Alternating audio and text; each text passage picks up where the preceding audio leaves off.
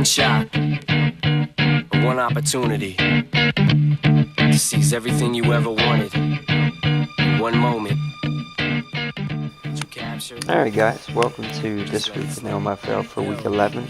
It's been an extremely busy week and it is way past my bedtime tonight, but I figured that I could kick out a show really quick, and even if we just kind of make it a short and sweet one until Sunday night gets here.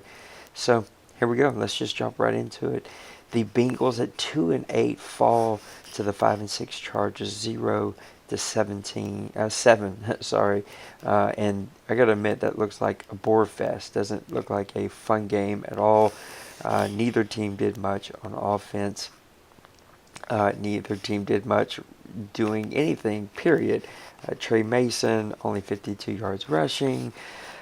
Roy Palmer, I don't know what happened to him, but he only passes the ball 8 times. This has to be some kind of sim game because these stats don't look anything like what either one of these players would have done. So you know what? We're going to go ahead and skip it. 7-0. The Chargers get a sim win.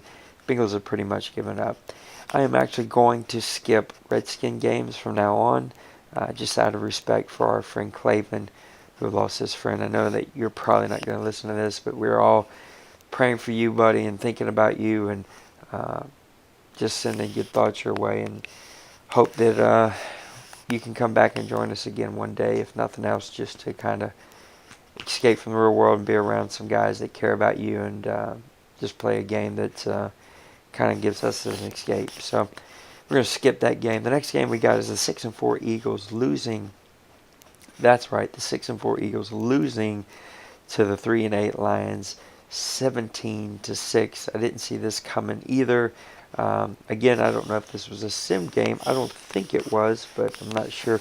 2 takeaways for the Lions. They give up 234 yards rushing to the Lions. The Eagles defense does. Nick Foles with 2 interceptions on the day.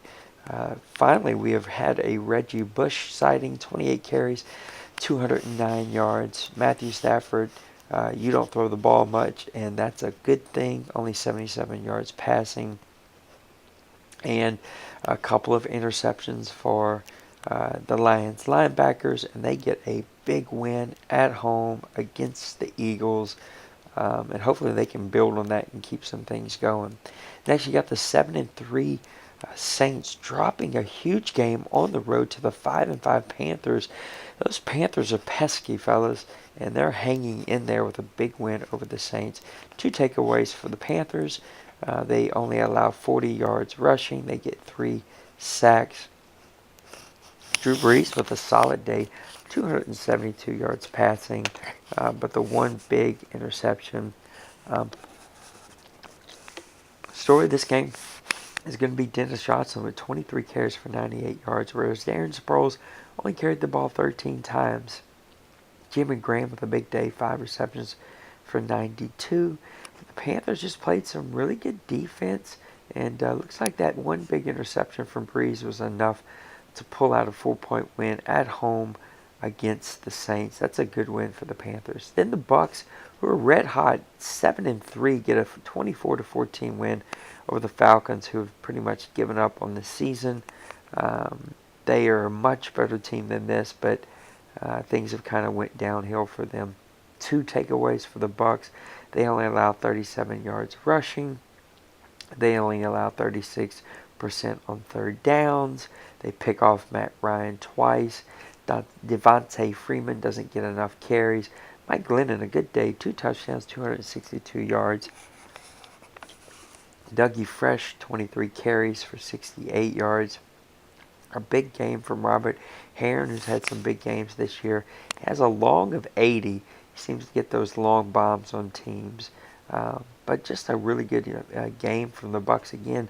Levante David, 4 tackles, 2 sacks. Werner with a pick.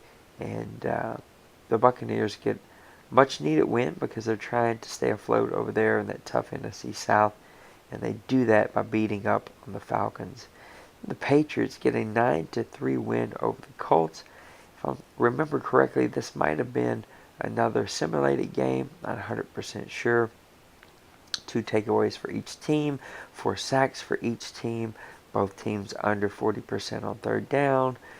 Not a whole lot of stuff to really brag about in this game. Andrew Luck, 2 picks, but Tom Brady, 2 picks himself. This is a pretty boring game to watch. Any 9-3 games like watching the Rams and Cardinals play. Not a whole lot to brag about. Both of the punters got in a lot of action. Might make the Pro Bowl after this game. Arthur Jones, 2 tackles, 2 of them sacks.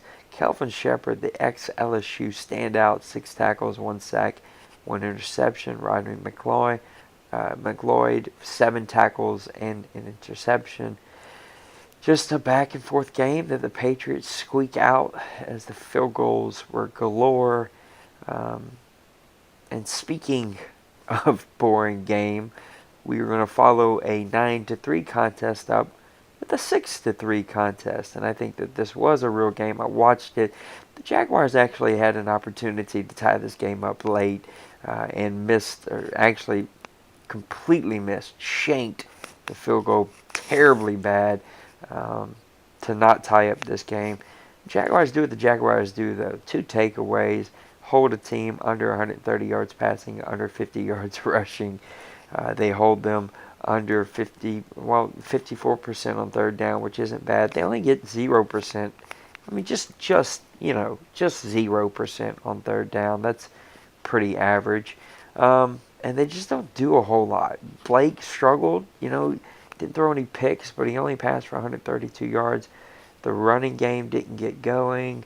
They did pick on Sam Bradford. They do, Niall Davis does have to carry the ball 22 times. He still is held under 100 yards, but, that's the way the league goes. 20 to 25 carries, 90 to 110 yards. This kind of really was just a defensive battle, boring game to watch. I like the Jags for next year. We'll have to see what they actually do, but telling you that Jags team's going to get a high pick. They're just going to stack up on talent again. If he has a solid draft and another good offseason because he's got a lot of cash, it's going to be a team to be reckoned with. Texans getting the thing rolling. Their season has just quietly built an 8-2 record as they beat up on the Steelers 38-14. Amazing from this game is you don't have a lot of turnovers. Actually, none from either team. 2 sacks, though, from the Texans. Big Ben doesn't turn the ball over, but neither does Tom Savage for a change. 3 touchdowns and no sacks. Trent Richardson doing what Trent Richardson does. His freaking legs are going to fall off here. This guy is leading the leagues in carries by a ton. 33 carries for 122 yards. Ryan Griffith, the Tulane standout from right here, right down the road from where I'm living. 10 receptions for 122 and 2 touchdowns. That kid's been putting up some quiet numbers and having a really solid season. Ryan Shazier, 11 tackles on the day. Too bad he couldn't turn a couple of those into turnovers or maybe even some sacks. This game was pseudo-close early. But the Texans just ate the clock and ate up the Steelers and ran away with it as the game progressed. Then you got the 4-7 Vikings winning. They were actually 4-6 at the time, at home against the 4-7 Bears by a field goal, 17-14. Both teams turned the ball over quite a bit. Both teams aren't very successful on third down. Story of this game is actually going to come down to the quarterbacks. Teddy gets 2 touchdowns to his 2 interceptions, but Jay 1 touchdown to his 2 interceptions. Teddy almost 300 yards. Jay just barely breaks 100. Adrian faces his old team, gets 21 carries for 98. He's played much better second half of football this year. The Vikings have not had the same success rushing the ball. Their running back has not played very well. Cordell Patterson, another big game. Charles Clay, another really nice game with a long of 55. But it's Loomis Delmas with his 2 interceptions, the ex-Lions player, stepping up and having a big game to help the Vikings get that 3-point victory at home against the Bears. And Both of these teams play in the division that no one wants to win. Then your 1-9 Cowboys, I'm so happy that they are actually going to win a game this year, though as soon as they won the game, they seem to be throwing the rest of the season away. Only 9%, if I'm reading that correctly, on third down. Played some good defense on third down. They only allowed 37% on third down. They only they just didn't do much on offense. They only get 61 yards rushing and less than 200 yards passing, and they turned the ball over 3 times. Phillip Rivers, hasn't had many solid games, but this one wasn't bad. Dalton Sam, you got to stop turning the ball over. DeMarco Murray, you got to keep carrying the ball more than 15 times. James Hanna, turning those tight ends like the league likes to do. 7 receptions for 94 yards. Pretty much a bore fest after kickoff, and poor Cowboys lose another one. The Seahawks dropping a huge game on the road to the 49ers after beating up on the Cardinals the week before. They no-show at the 49ers, and Gaddy gets a good win here. 4 takeaways for that stout 49ers defense, and they stop Marshawn Lynch from having a huge day. He only has 50 yards, and that's something the Cardinals couldn't do. They pick off Russell Wilson 4 times. And you know what? Kaepernick doesn't turn the ball over, and Jarquez Rogers gets the ball 34 times. Commissioner Dunn, please, this offseason, do something about these running backs who are getting 9,000 carries this season. We've got to do something about it. Michael Crabtree, it's good to see a receiver actually lead a game in receptions. Curse and Crabtree both leading their respective teams in receptions. It looks like a really defensive battle. Mebane and Wagner both getting double-digit tackles. You probably expect that to be on the other side, but the 49ers quietly are trying to stack some wins together here and make a run without getting a whole lot of attention drawn to them. Then here's a game I didn't expect to see at all. The Broncos at 9-2 get a 24-8 shellacking of the 8-3 Chiefs on the road. I just didn't expect that to happen. 5 takeaways for your Denver Broncos. They only allow 39 yards rushing and 108 yards passing. They get 2 sacks, and they just play some pretty amazing football. They turn Tyler Bray over 5 times. They hold Jamal Charles under 40 yards rushing, and this team just rolls. Demaryius Thomas has been putting up some 100-yard games lately. Today's going to be no different. 4 receptions for 102 yards. Aqib Talib with 3 picks on the day. And the Broncos defense beats up on the Chiefs. And Demaryius Thomas takes over in the second half of that game, gets some really big plays. This is going to be my game. The Rams beating me on the road by a field goal in overtime. I actually took the lead late. The Rams come back with less than a minute to go. They tie the game up. We go into overtime. First play of the overtime, Logan throws an interception, sets the Rams up for an immediate field goal. It was his one terrible play on the day. Please feel free to check out the highlights that are uploading now. I will post them up. But if you're interested in my terrible season, check it out. But the Rams roll to 8-2 and take a very commanding lead and stronghold on the NFC West. Then the Raiders at 9-2 get a 3-point victory against the 4-6 Packers. The Packers were actually up early and stayed up throughout a majority of this game. I'm not really sure what happened. I kind of watched this game in and out, but it looked like the Packers had a great plan going in. They pick off Josh Freeman twice. They were holding Darren McFadden back pretty well, and then all of a sudden the Raiders just make you play ugly. Like they just kind of stuck to it and made a couple of plays here and a couple of plays there. Before you know it, the Raiders take the lead late. The Packers try to press, get picked off, game over. Raiders move to 9-2. Then the 8-3 Jets, uh, dismantling the pretty sure going to be the winless Dolphins as my friend Mustang has given up on the season. He's just too busy with life. But hey, I'm just glad he's hanging around because this league would not be the OMFL without Mustang around. But these stats are kind of laughable. 49 yards rushing, 1 yard passing.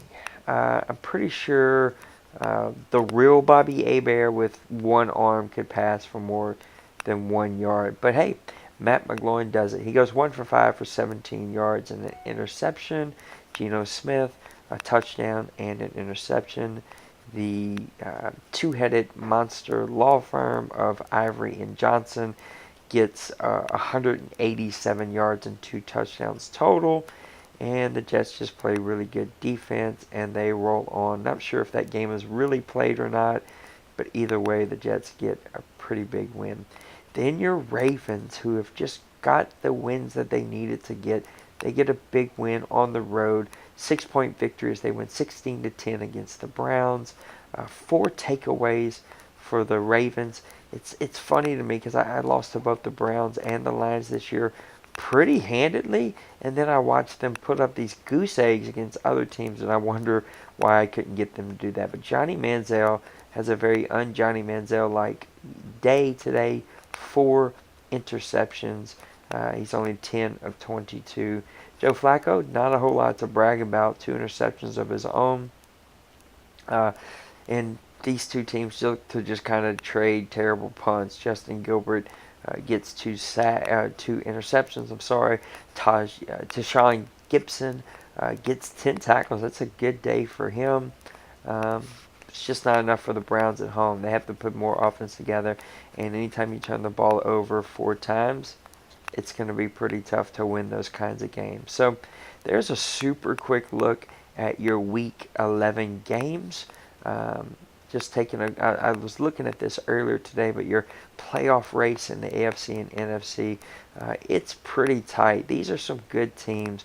I mean, your on the bubble team is your 8-3 and 7-3 Pats and Bills respectively, whereas in the NFC you have some 6-4 and 6-5 teams that are on the bubble.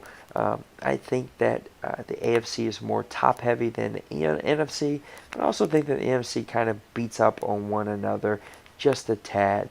So let's look at some Week 11 games that aren't played yet. I'm going to pick my game of the week. What's it called? My brain is going blank. I can't even talk. God, I sound like I've been drinking all night. The only thing in my hand is some water. I need to get to bed, fellas. That's what it is. It's just way too late at night. Let me pick my lock of the week and my upset of the week. There we go. My brain is finally functioning. My lock of the week, I'm going to go with the Saints at 7-3 at home against the Titans. Titans are a tough team. The Saints let one get away from them last week. I think they're going to be solid, put their head down, and get a good win. Give me the Saints winning at home by 10 for my lock of the week. And my upset special of the week. This one's a tough one. My heart tells me I want to take the Bengals, though I think the Bengals have pretty much given up on the season, but it would do my heart good to see Mikey do me a favor, step up and beat the 49ers. At home, you got the 49ers who have just been real quiet, and it's weird lately that they haven't been very noisy because they have a noisy owner. But I think I'm going to go Buccaneers upsetting your New York Football Giants. I still think the New York Football Giants are your top 2, if not top. I think, to me, they're your top team in the league, though I do like the Rams also. The problem is I don't think that they believe in themselves, and the Buccaneers are hot and playing some good defense, and good defense could show up and give you sneak away a win on the road. So give me the Buccaneers upsetting the New York Football Giants on the road to get a big victory, even though honestly I need them to lose. So if you can do me a smooth one there, go ahead and beat those Bucks, Pepper, and help me to try to get back into this playoff hunt. So that's it, fellas. It's 11:30 at night. I am dead tired, and most of you have probably unplugged from this terrible broadcast that I've given you today. But hey, Sunday, 10 p.m. God, I can't talk tonight. I'm sorry. That's why I need a co-host. I'm crazy.